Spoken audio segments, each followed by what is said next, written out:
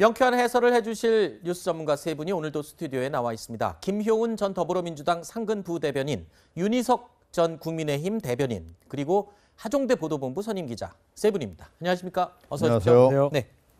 자, 노태우 전 대통령이 향년 89세의 나이로 어제 별세했습니다. 공교롭게도 42년 전 박정희 전 대통령이 세상을 떠난 날과 같은 날짜였는데요. 자, 유가족들이 공개한 유언에서 노 전 대통령은 과오는 깊은 용서를 바란다라고 밝혔습니다. 자, 서울대학교 병원에 마련된 노 전 대통령의 빈소에 오전부터 지금 각계 인사들의 조문 행렬이 이어지고 있다는 소식 앞서 저희가 전해드렸는데요. 정치권도 일제히 애도를 표하고 있었습니다. 자, 그런데 이 과오에 대해서도 분명히 이야기가 나오고 있는 것 같습니다. 과오에 대한 평가, 이 부분은 명확히 짚고 넘어가자 이런 얘기도 나오고 있죠. 네, 어제 더불어민주당은 공식 논평을 통해서 분명히 했습니다. 5.18 군사 쿠데타와 아니죠. 12.12 군사 쿠데타와 5.18 강제 진압을 한 역사의 죄인이라고 명확히 했고요. 네. 그 다음에 어떤 문민 정부를 국민의 어떤 그 정부를 표방을 했지만 3당 야합을 통해서 독재자였다라고 평가를 했습니다. 반면 어떤 북방 정책을 통해서 탈냉전 이후에 우리의 외교 지평을 넓힌 거예요. 뭐 한수 한중 수교나 네. 그리고 이제 남북 기본 합의서를 통해서 뭔가 남북 화해 협력의 물꼬를 튼 거에 대해서는 네. 평가를 했습니다. 네.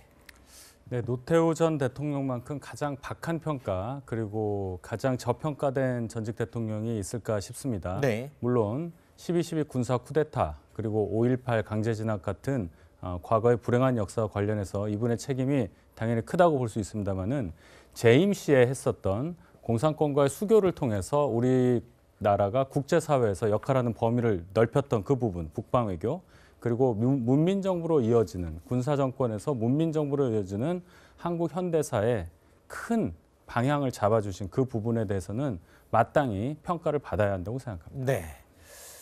국장님, 근데 이 노태우 전 대통령 하면은 이 전두환 대통령과의 이 끈질긴 악연, 이 항상 둘이 같이 붙어서 머리에 떠오르거든요. 네. 그 질긴 인연을 끊을래야 끊을 수가 없을 것 같습니다. 지금 알츠하이머병을 앓고 있는 이 전두환 전 대통령, 노태우 전 대통령의 사망 소식에 눈물을 흘렸다 이런 얘기가 들리던데요. 예. 사실 이제 전두환 전 대통령하고 노태우 전 대통령은 1952년에 육사 11기로 같이 들어가서 네. 군에서도 거의 비슷한 경로를 단지 전두환 전 대통령이 조금 더 한 발자국씩 앞서서 이렇게 쭉 왔었고 보안사령관까지도 그랬죠. 그 다음에 이제 민정당 총재나 대통령도 바로 그 뒤에서 이렇게 해왔기요.